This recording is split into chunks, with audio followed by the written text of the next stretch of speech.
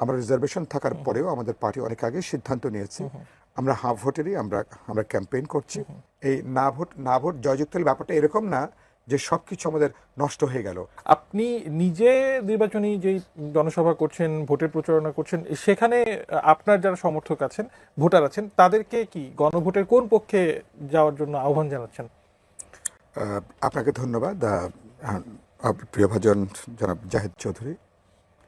আর দর্শক শ্রোতা যারা দেখছেন তাদেরকে শুভেচ্ছা। বিশেষ করে আপনি উল্লেখ করছিলেন যে আমি এবার ভাষণে বিপ্লবী ওয়ার্কার্স পার্টির মনোনীত এবং বিএনপির সমর্থিত প্রার্থী হিসাবে আমি পার্টি নির্বাচনী প্রতীক কোদাল মার্কা নিয়ে আমি নির্বাচনে অংশগ্রহণ করছি। আসলে আমি এখন একজন নির্বাচনী তো গণসংযোগ থেকে মূলত আমার সরাসরি আপনার স্টুডিওতে আসা। আমি 12 আসনে যারা ভোটাররা আছেন, দর্শক শ্রোতারা আছেন, আমি সবাইকে শুভেচ্ছা জানাই। যারা দেখছেন টেলিভিশনে তাদেরকেও শুভেচ্ছা দিই। আমি তার আগে একটু রেসপন্ড করি যেটা আপনি জাহিদ চৌধুরীকে আপনি যে প্রশ্ন করছিলেন, সেখানে আমি মনে করি যে প্রথমত সরকারের দিক থেকে যেহেতু এটা একদিকে একটা সাংবিধানিক সরকার, আবার একটা এক্সট্রাঅর্ডিনারি ভাবে তারা ক্ষমতা এসছেন একটা আপরাইজিংয়ের মধ্য দিয়ে, তাদের একটা পলিটিক্যাল এক ধরনের ম্যান্ডেটও আছে তাদের। তো বলে সেই জায়গা থেকে সরকার, আমি মনে করি যে তারা এই সরকারকে অন্য সময়ের সরকার হিসেবে বিবেচনা করার সুযোগটা নাই। সেদিক থেকে তারা মানে হাভোটের পক্ষে তাদের যে যোগাযোগ বা এক ধরনের প্রচারণা, সেটাকে আমি মানে সমর্থন করি। প্রজাতন্ত্রের ব্যাপারে যেটা বললেন, প্রজাতন্ত্রের কর্মকর্তা কর্মচারী, তারা তো প্রজাতন্ত্রের কর্মকর্তা কর্মচারী। তারা সরকার পরিবর্তন হতে পারে, আসবে যাবে, বা তারা তো ডেফিনেট কোনো, কারণ এটা একটা রাজনৈতিক সিদ্ধান্ত। হ্যাঁ বা না এর প্রশ্নটা, এটা একটা গুরুত্বপূর্ণ রাজনৈতিক সিদ্ধান্ত। তারা যখন ভোট দেবেন, তারা হ্যাঁ বা নাতে তাদের গোপন ভোট দেবার তো সুযোগ আছে, বাট পেশাগত দায়িত্ব হিসাবে হ্যাঁ বা না এর পক্ষে ক্যাম্পেইন করবার কোনো সুযোগ তাদের নেই বলে আমি, এবং ইলেকশন কমিশন আমি মনে করি সঙ্গতভাবেই সেটাই তারা যে স্পষ্ট করেছেন, সেটা আমার মনে হয় সেটাকে আমার বিবেচনায় আমি সেটাকে যথার্থ বলে বিবেচনা সেটা করছি। তা না হলে এই রেফারেন্ডামের কোনো গুরুত্বই, কোনো তাৎপর্যই কার্যত এটা তারা আবার নির্বাচনের দায়িত্ব থাকবেন, ফলে সেটা কোনো বহন করে না। আর আপনি আমাকে যেটা প্রশ্ন করলেন, আমি নির্বাচনী ক্যাম্পেইনে না, আমরা বেশ আগেই, যেহেতু আমরা বিপ্লবী ওয়ার্কার্স পার্টি গোটা অভ্যুত্থানের আমরা গুরুত্বপূর্ণ স্টেক হোল্ডার, ফলে আমাদের একটা গুরুত্বপূর্ণ ফ্রন্ট লাইন আমাদের ভূমিকা, এবং গোটা ঐক্যমত যে তৎপরতা, সেখানে আমি নিজে বা আমাদের পার্টি আমাদের একটা খুবই গুরুত্বপূর্ণ অংশগ্রহণ সেখানে ছিল।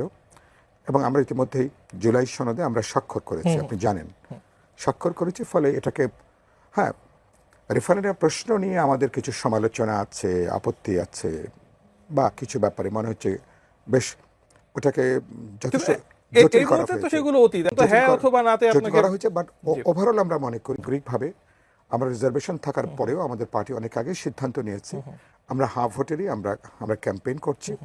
আমি নিজেও যেসব জায়গায় যাচ্ছি, আমি সেখানে গণভোটের ক্ষেত্রে হাঁ সূচকে ভোট দেওয়ার জন্য আমরা সেখানে বলছি।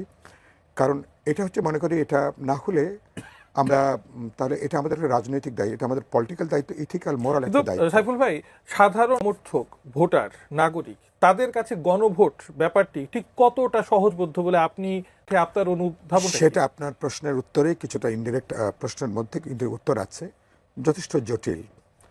এটাকে ব্যাখ্যা করতে পারাটা যথেষ্ট জটিল। আমাদের মানুষ এই জটিলতা অধিকাংশ ক্ষেত্রে যাচ্ছে না। ফ্রন্ট লাইনের রাজনৈতিক কর্মী সংগঠকদেরকে বললেও তারা অনেকে ভালো করে বলতে পারবেন না, বাস্তবতা হচ্ছে এটা। তো সাধারণ ভোটার তো তিনি, এই যে দেখলাম যেভাবে বলা হচ্ছে যে মানে আপনার যদি মানে হ্যাঁ বা না এর পক্ষে, এখানেও আবার আমি দেখলাম যে সেখানে মানে নানার অপ্রাসঙ্গিক প্রশ্ন উত্থাপিত হয়েছে, মানুষের মধ্যে বিভ্রান্তি আছে। সরকারের উচিত হবে এই ক্যাম্পেইন করে, এটা গুরুত্বপূর্ণ, কি প্রশ্নে তারা গণভোটে যাচ্ছেন, ভোটারদের কাছে এটাকে স্পষ্ট করা। রাজনৈতিক দলকে আমি মনে করি আমাদেরও দায়িত্ব। মানে হ্যাকের পেছনে সরকারের যে এফোর্ট, কিন্তু এই ব্যাপারটি বা সহজবোধ্য করে তোলার পেছনে সেই এফোর্ট কি আপনি সরকারের পক্ষ থেকে দেখেছেন? নির্বাচনে তার বাকি আছে। আমি এটাকে যথেষ্ট বিবেচনা করছি না, অথবা রাজনৈতিক দলগুলোর দিক থেকেও হাঁ ভোটের ক্যাম্পেইনে আমি তেমন কোনো উৎসাহী উদ্যোগী কোনো ভূমিকা এটা আমি লক্ষ্য মানে করছি গণভোট না। যদি তাহলে এতটাই গুরুত্বপূর্ণ হবে, রাজনৈতিক দল এবং সরকার কারো পক্ষ থেকেই সেই গুরুত্বটা ওইভাবে কেন সাধারণ মানুষের কাছে না, পৌঁছানোর পাচ্ছে না ক্ষেত্রে? ধরে নেওয়া যে এটা জয়যুক্ত হবে এরকম একটা সাধারণ পারসেপশন গড়ে উঠেছে। সরকার যেখানে সরকার ভোটের পক্ষে, মানে আমরা অভ্যুত্থানের অংশীজনরা অধিকাংশ যেহেতু আমরা ভোটের পক্ষে, সুতরাং মানুষ ভোটের পক্ষে অবস্থান নেবে এরকম একটা ধারণা থেকে, মানে ধারণাগত জায়গা থেকে এবং এটা প্রত্যাশাও আছে। কতটা জোর এক ধরনের প্রত্যাশাও আছে। আর তবে আমি এটা এক্সট্রিম কথা বলি, এক্সট্রিম কথা হলো যে ধরুন যদি জয়যুক্ত হয়, হ্যাঁ, তাহলে আমরা মোরালি আমরা হয়তো একটু বিপজ্জনক জায়গায় পড়বো, ইথিক্যালি মোরালি।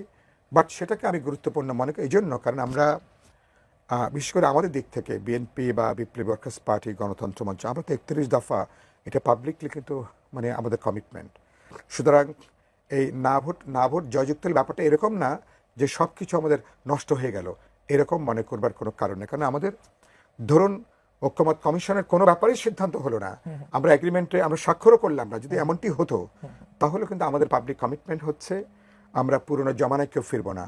পরে গোটা ব্যবস্থার একটা ডেমোক্রেটিক রিফর্ম, এটা কিন্তু আমাদের মানুষের কাছে অঙ্গীকার, এটা আমাদের পাবলিক কমিটমেন্ট। ফলে আমরা সেই লক্ষ্যে কিন্তু আমরা মূলত কাজ করব। আমি ওরকম একটা খারাপ দৃশ্যপট আমি কিন্তু বিবেচনার আপনি অন্তত এখন